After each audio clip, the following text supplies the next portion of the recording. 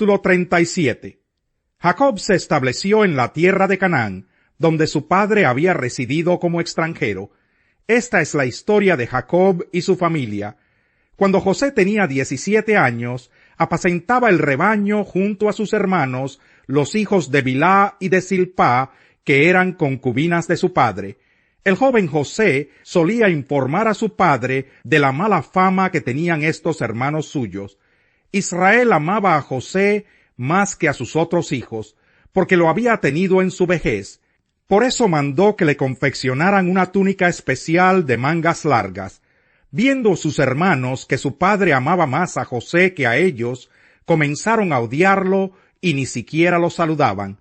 Cierto día José tuvo un sueño, y cuando se lo contó a sus hermanos, éstos le tuvieron más odio todavía, pues les dijo: «Préstenme atención, que les voy a contar lo que he soñado. Resulta que estábamos todos nosotros en el campo atando gavillas. De pronto mi gavilla se levantó y quedó erguida, mientras que las de ustedes se juntaron alrededor de la mía y le hicieron reverencias». Sus hermanos replicaron: «¿De veras crees que vas a reinar sobre nosotros y que nos vas a someter?» Y lo odiaron aún más por los sueños que él les contaba. Después José tuvo otro sueño y se lo contó a sus hermanos.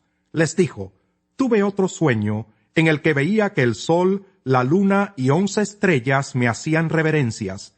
Cuando se lo contó a su padre y a sus hermanos, su padre lo reprendió.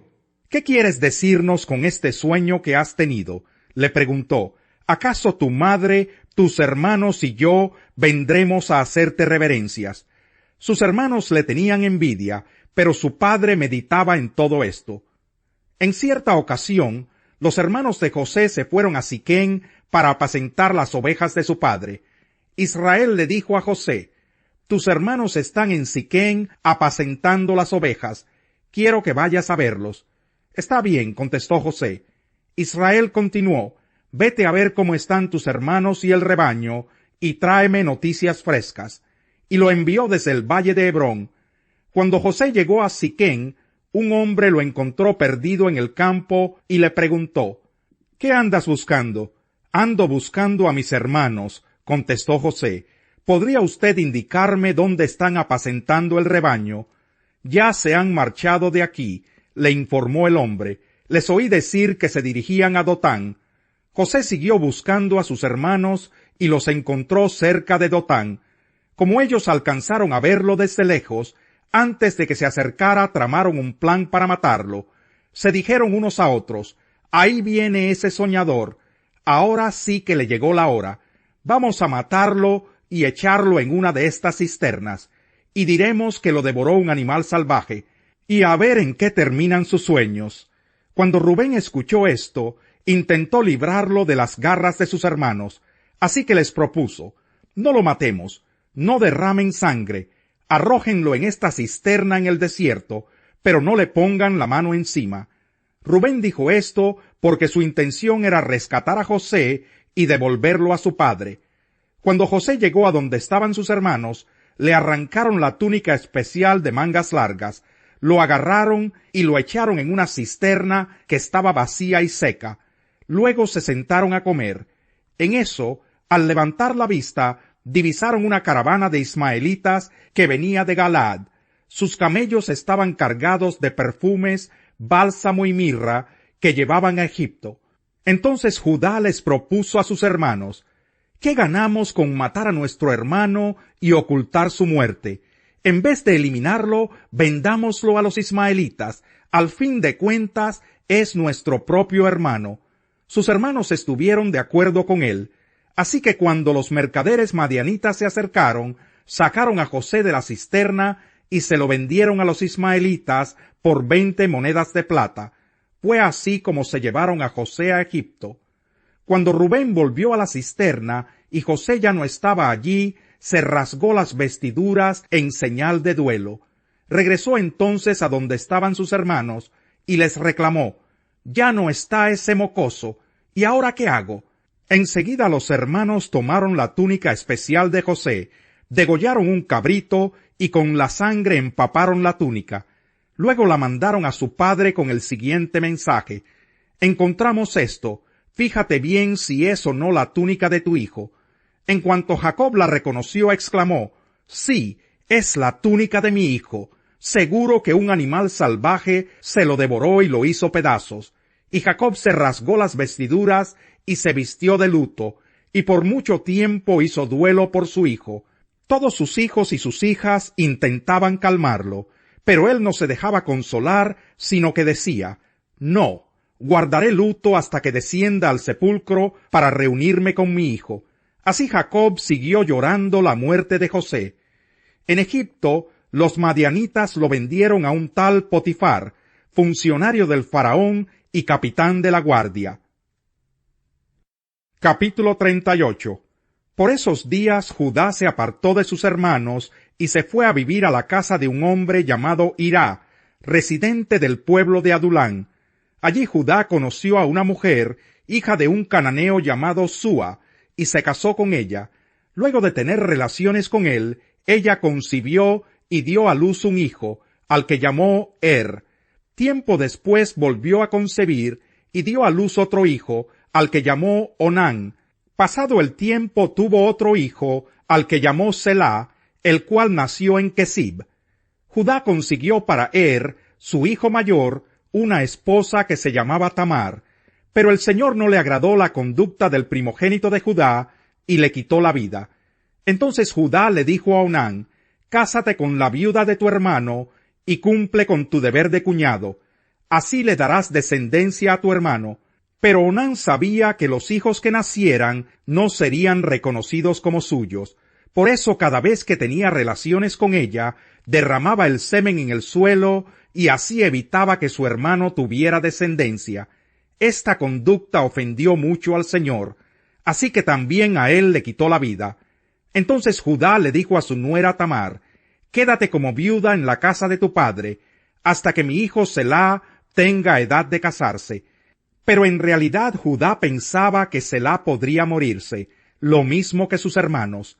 Así que Tamar se fue a vivir a la casa de su padre. Después de mucho tiempo, murió la esposa de Judá, la hija de Súa.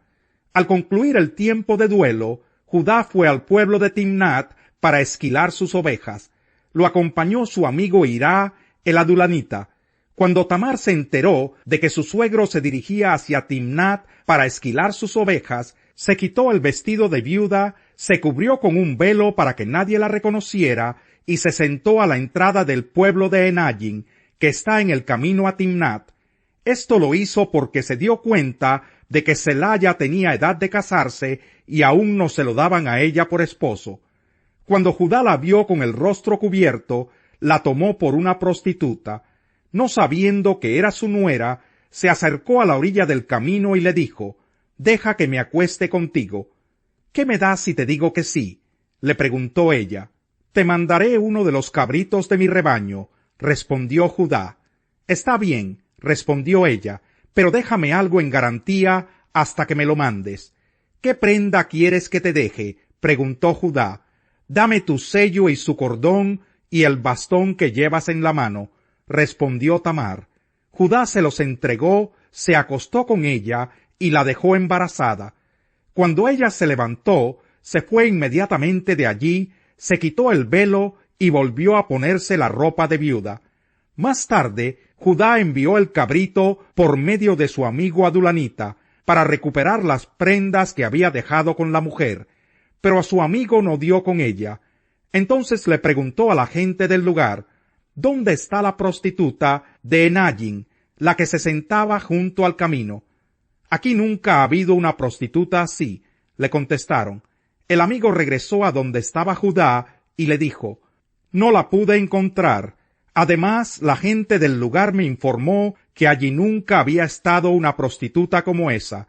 «Que se quede con las prendas», replicó Judá. «No es cuestión de que hagamos el ridículo, pero que quede claro, yo le envié el cabrito y tú no la encontraste».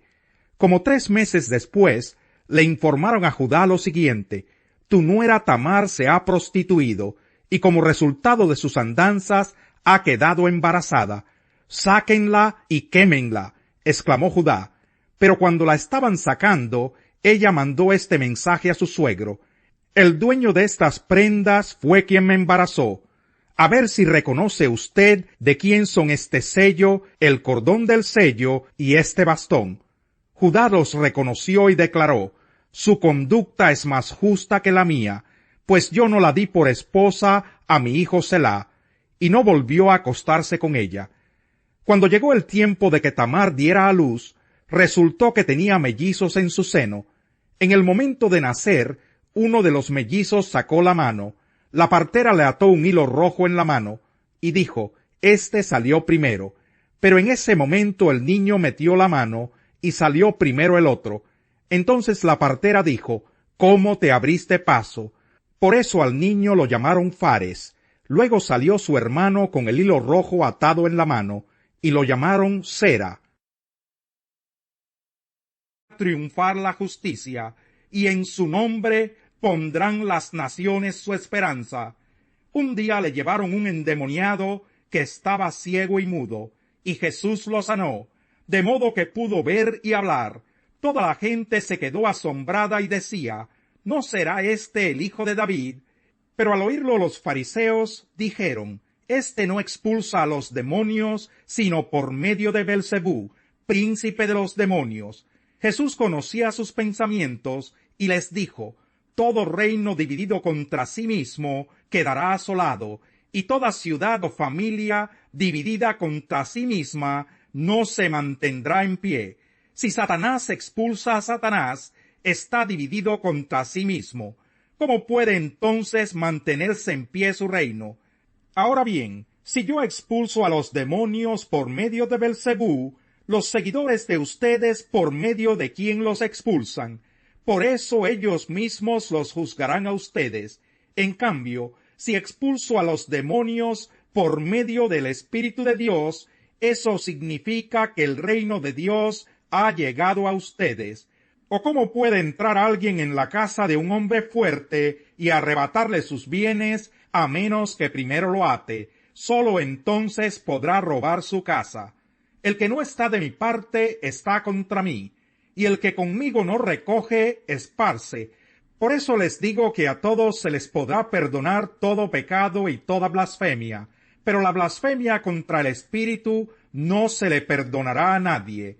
A cualquiera que pronuncie alguna palabra contra el Hijo del Hombre se le perdonará, pero el que hable contra el Espíritu Santo no tendrá perdón, ni en este mundo ni en el venidero.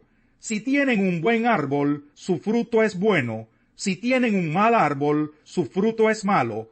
Al árbol se le reconoce por su fruto. Camada de víboras, ¿cómo pueden ustedes que son malos decir algo bueno?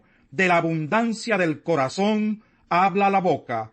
El que es bueno, de la bondad que atesora en el corazón saca el bien, pero el que es malo, de su maldad saca el mal.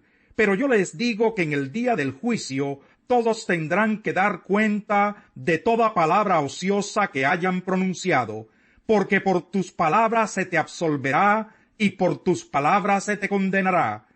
Algunos de los fariseos y de los maestros de la ley le dijeron: Maestro, queremos ver alguna señal milagrosa de parte tuya. Jesús les contestó: esta generación malvada y adúltera pide una señal milagrosa, pero no se le dará más señal que la del profeta Jonás. Porque así como 3 días y 3 noches estuvo Jonás en el vientre de un gran pez, también 3 días y 3 noches estará el Hijo del Hombre en las entrañas de la tierra. Los habitantes de Nínive se levantarán en el juicio contra esta generación y la condenarán, porque ellos se arrepintieron al escuchar la predicación de Jonás, y aquí tienen ustedes a uno más grande que Jonás. La reina del sur se levantará en el día del juicio y condenará a esta generación, porque ella vino desde los confines de la tierra para escuchar la sabiduría de Salomón, y aquí tienen ustedes a uno más grande que Salomón. Cuando un espíritu maligno sale de una persona, va por lugares áridos, buscando descanso sin encontrarlo. Entonces dice: volveré a la casa de donde salí. Cuando llega, la encuentra desocupada, barrida y arreglada. Luego va y trae a otros 7 espíritus más malvados que él, y entran a vivir allí. Así que el estado postrero de aquella persona resulta peor que el primero.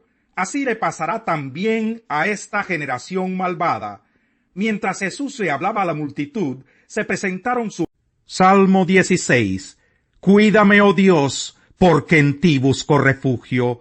Yo le he dicho al Señor, mi Señor eres tú. Fuera de ti no poseo bien alguno. Poderosos son los sacerdotes paganos del país, según todos sus seguidores, pero aumentarán los dolores de los que corren tras ellos. Jamás derramaré sus sangrientas libaciones, ni con mis labios pronunciaré sus nombres.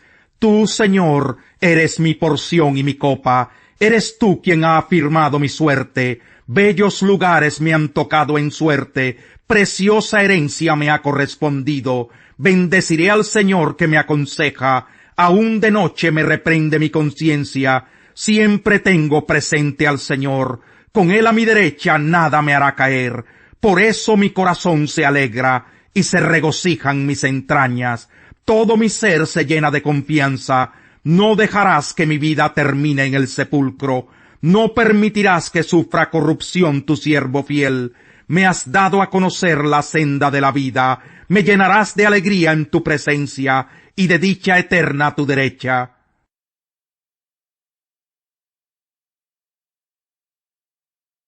No niegues un favor a quien te lo pida, si en tu mano está el otorgarlo. Nunca digas a tu prójimo, vuelve más tarde, te ayudaré mañana, si hoy tienes con qué ayudarlo. No urdas el mal contra tu prójimo, contra el que ha puesto en ti su confianza.